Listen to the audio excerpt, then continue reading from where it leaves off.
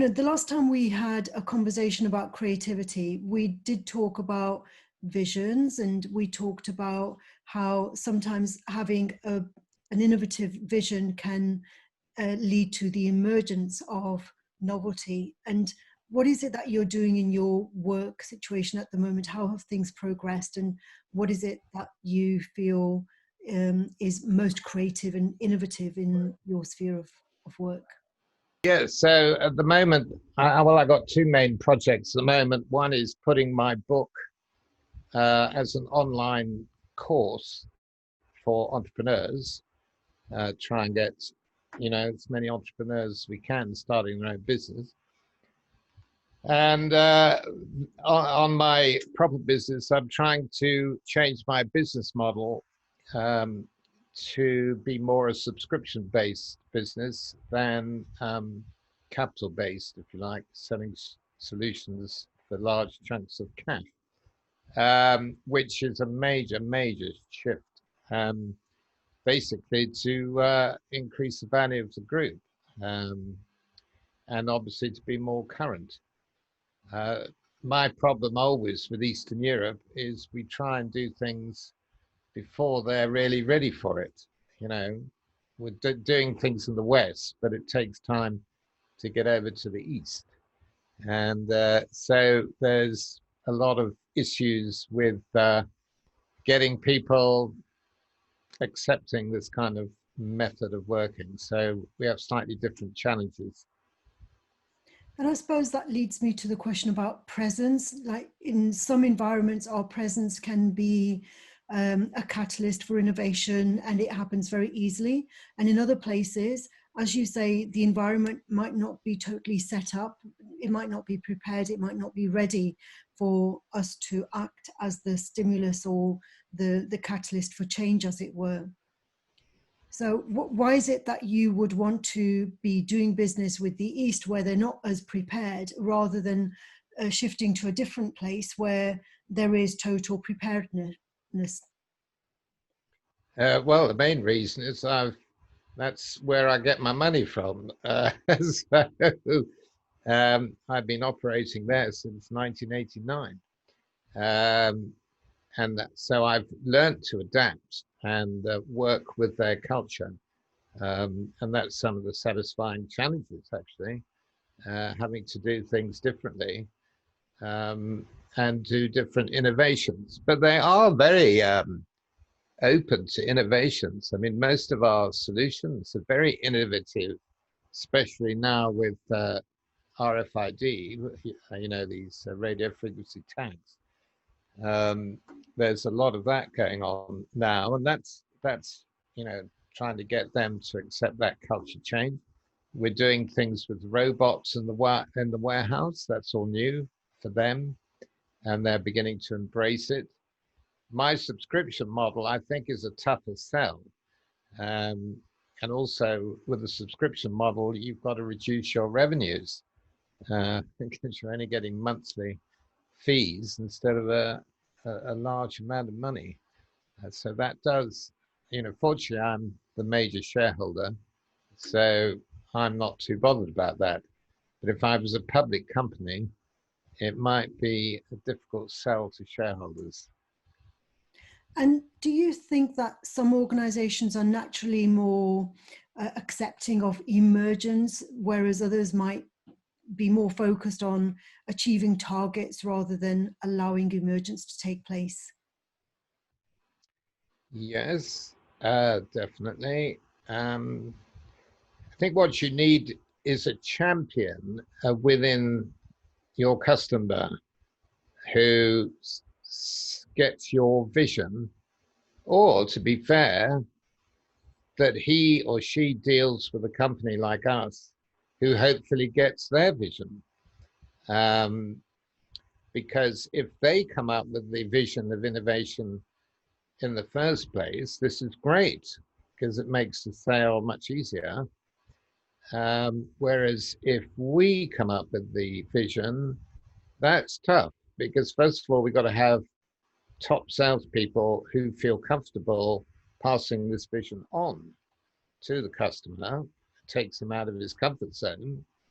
and it's a tough sell, but it cements the relationship between customer and supplier and makes us what you might call sticky. So the customer's unlikely to go anywhere else.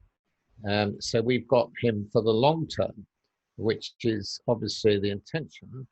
And future deals, they're less likely to go out for tender or try and get anybody else in to compete against you.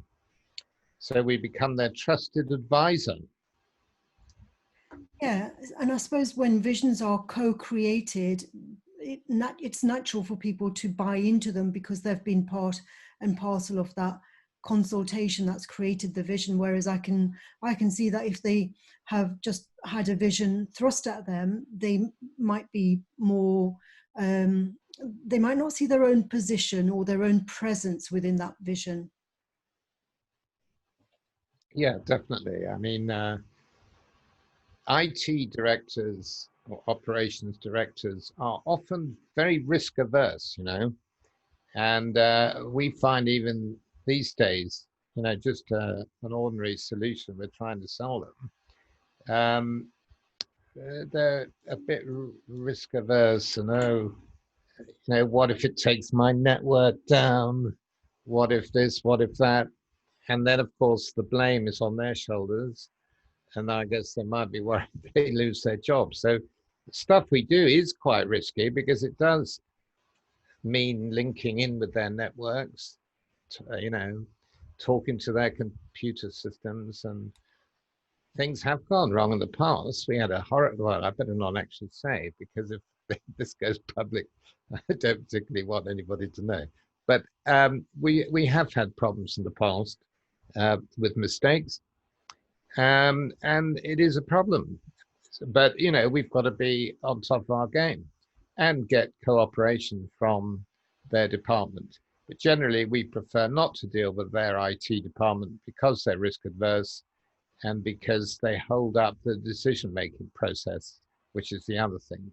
And that causes huge frustrations internally with their own company and obviously with our salespeople. But often they have the sign off of the deal. You have to deal with them at some stage.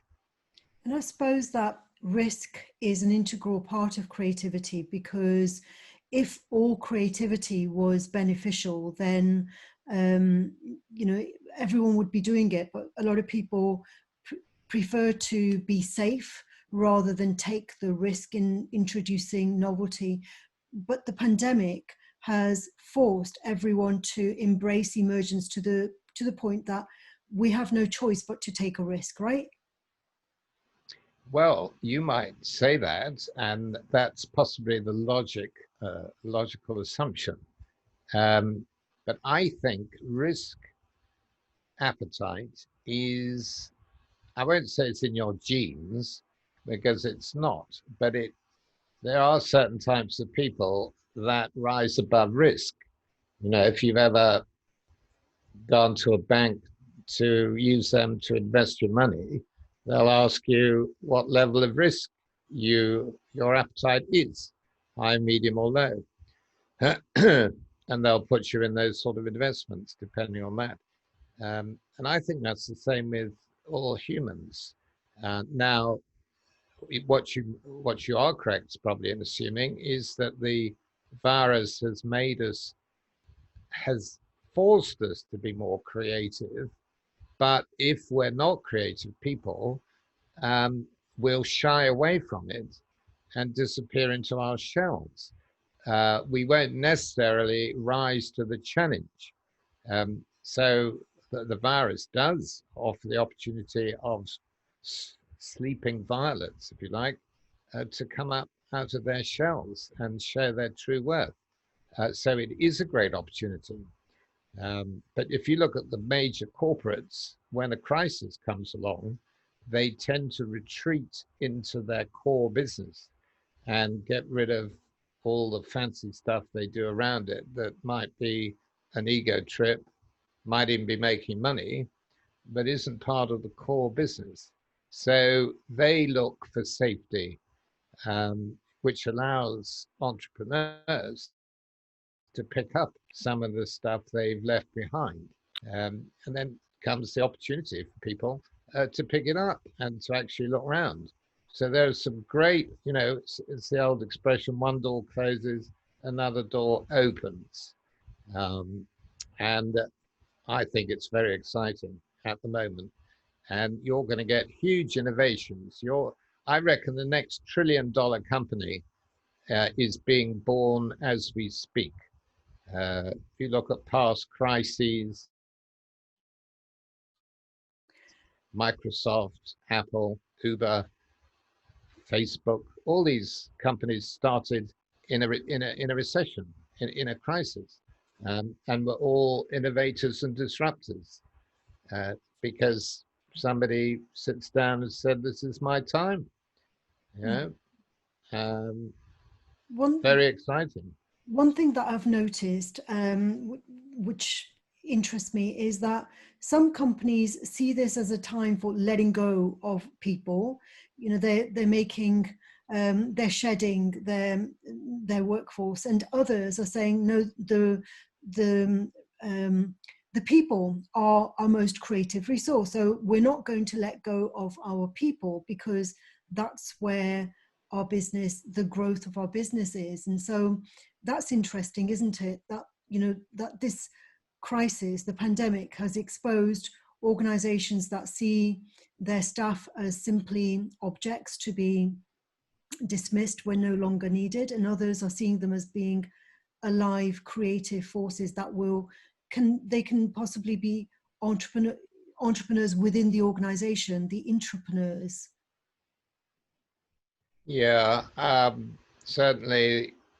I don't think Rishi Sunak has helped with his furlough scheme. It was brilliant, of course, save for the first 3 months, but extending it to October is ridiculous because now everybody's taking a lovely summer holiday paid for by the government. And so we don't really know what the outcome is or going to be.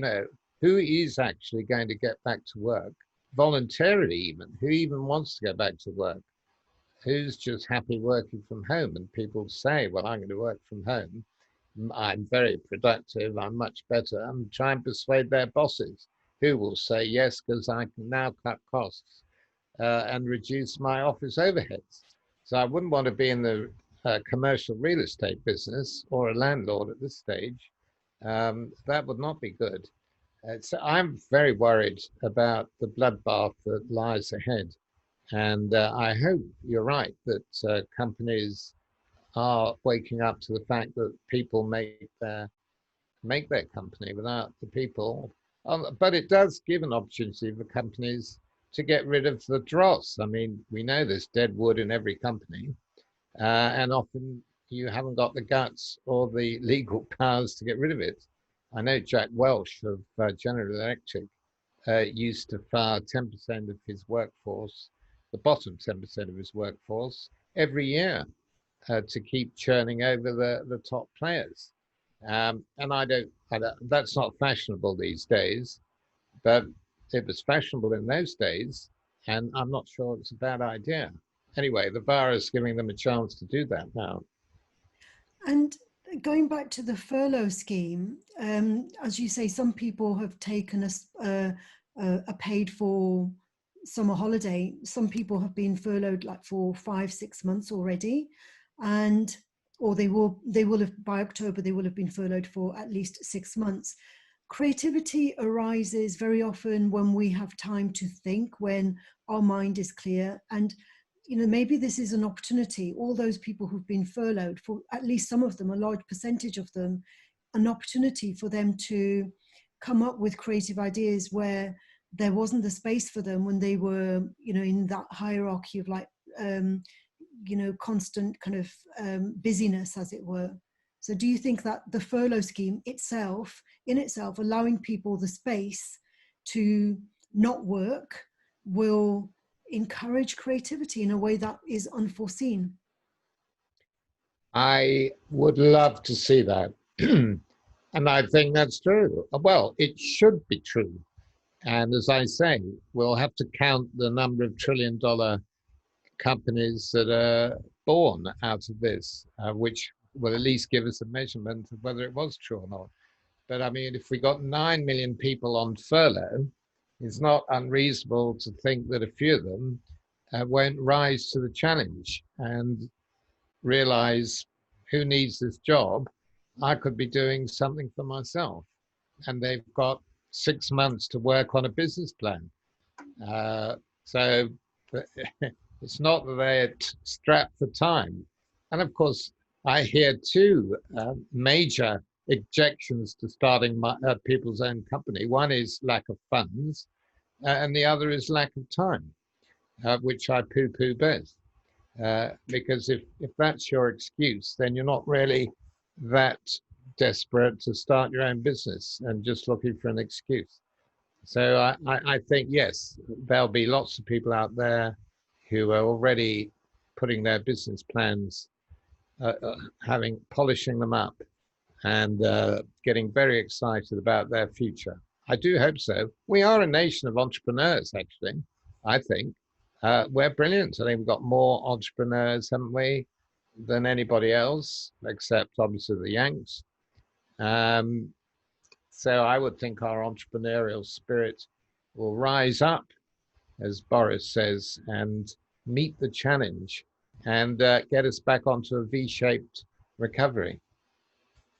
Yes, and yeah, as you're right, a lot of people will say, oh, well, I would love to start up my own business, but I can't afford to take 3 months off from work. You know, they have a mortgage to pay, etc. And here they've had at least 6 months of paid for time rather than being unemployed and having to look for work. They've just been able to focus on whatever it is that they want to do, whether it's voluntary work or whether it's just incubating those ideas that they've been pondering. And yeah, even if they don't decide to set up their own business, they could go back to the business much better skilled than they were at the start of the pandemic.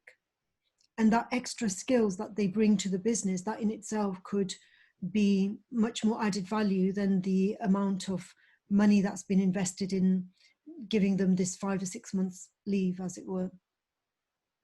Yeah, and that's one of the reasons all these online course companies are doing so well. People are taking advantage of getting new skills.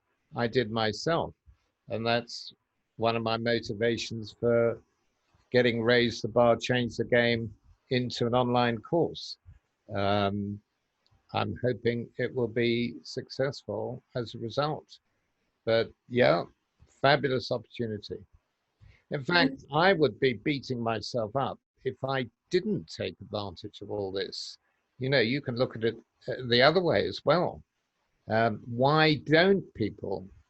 So those that don't take advantage perhaps aren't worth even employing because they haven't got the drive and energy and risk taking ability to change their jobs.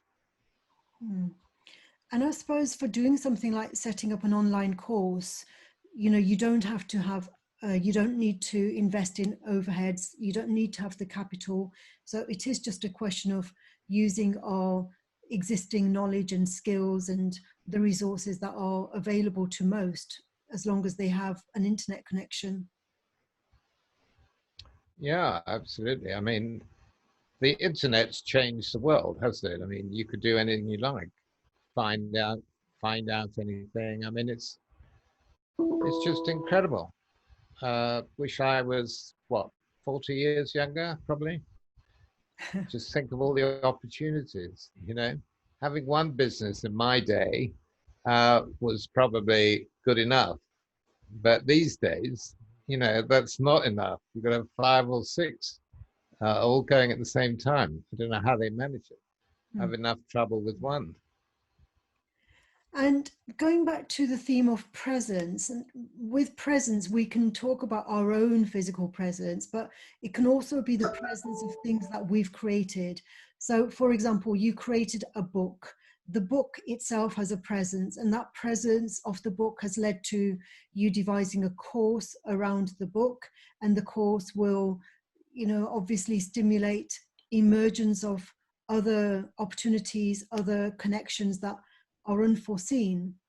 And, so give me your thoughts on how your book, the presence of your book, has led to an emergence of these other things that have been derived from it. Well, I use the book really. I mean, I haven't marketed it very well, if at all, but I use it to build up my network and try and give myself a bit more credibility, I suppose. Books seem to give you a lot of credibility, don't they? So if I start pontificating to people about starting their own business, at least I've got something behind me I can show that they may want to listen. I mean, the book at the end of the day is real-time successes and failures throughout my business life. So it's not theory. And I think that's one of the selling points, if you like, for the course, which is more a sort of storytelling course rather than a lot of bullet points of you should do this, you should do that, and blah, blah, blah. Here's someone who's actually done it and suffered the consequences. No, I mean, and reap the rewards as well, I'm pleased to say. So yes, I think the book has helped people. I know a few people have started their own business on the back of it. I want the online course to inspire more people to do it, and I think that's why the timing's quite good. It should be out in October, all things well, just as furlough ends. So all these people coming off furlough could have a primer for or a manual to be an entrepreneur, which I really hope will help. So I think the presence of the book has given me lots of opportunities to get to different places and help more people, because I'm in the philanthropic stage of my life now. And, so, yeah. And stories themselves can be very powerful. So it's the presence of a story. The story itself leads to emergence of insights. It leads to emergence of other, maybe actions that might not have been taken if that story had not been present. Yes, that's right. And I use the story to illustrate certain points that I want to make in the book or in the course or whatever. And sometimes, I mentor quite a lot of young people these days. I can use these war stories, you like, to illustrate some points. And I'm not I'm not a very good storyteller. At least I don't think I am. I always think, oh, shall I do some after dinner speaking or something?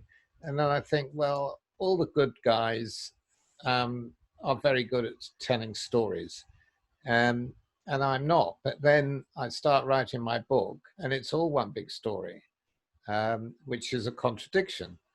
And then the online course is kind of one big story. So that's a contradiction. So am I good at it? Am I not? I don't know. It's not for me to judge anyway. But I am totally aware how powerful stories are.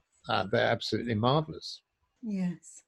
And, your own path through your business career, it hasn't all followed a linear trajectory, has it? It's like your businesses have evolved, have emerged from opportunities that you saw. And that's right. That's very much in the book, Jesvir. Do not let opportunities go by. They it's not like somebody's standing there in line offering you a plate of opportunities. Come and have one, take your pick. Sadly, in the real world, that doesn't happen. So when it does, when you get one, to latch onto it. It's like, in a way, Jim Collins' Good to Great book, getting the right people on the bus. Just get them on the bus. Doesn't much matter what seat they're in. the bus being the metaphor for the company. It doesn't really matter at that stage what seat they're in. You can always juggle seats around later, but you want the talent. So just pick up the opportunities. You know, if it's not appropriate today, park it. And it'll be in your mind for when it is relevant. But don't ignore it. Don't let it pass by. You know, grab it. And also the presence of networks is powerful too. The reason that you and I are having this conversation is because we were part of the same network many years ago. And so Yes. the existence of that network continues to have an impact, doesn't it? Because we continue to relate to people that we met. If it wasn't for that network, our paths would not have crossed properly. I know this network is brilliant. You can't run a business without networks because your relationships are so important. You know, and people buy people, as we know. And so building that network is crucial.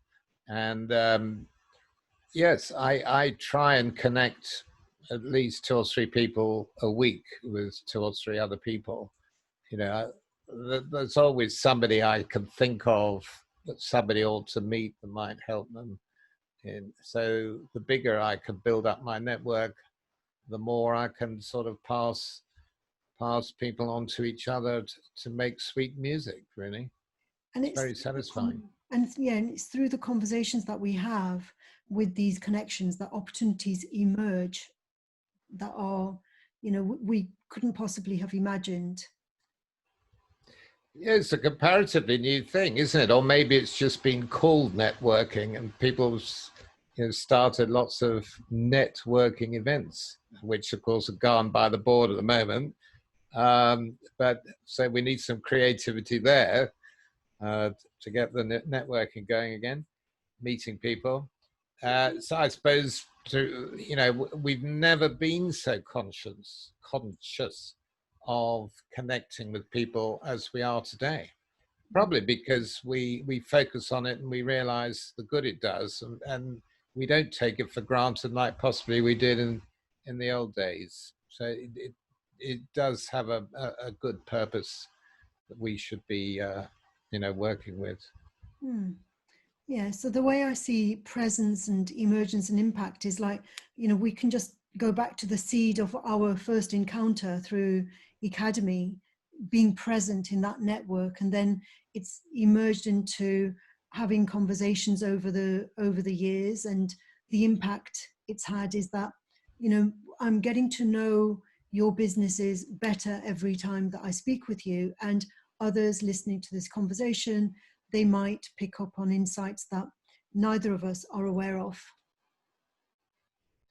Yes, I hope so. You know, I hope one can, you know, do good for people and help them grow. I think it's, you know, really important. Um, sorry, I've just Okay.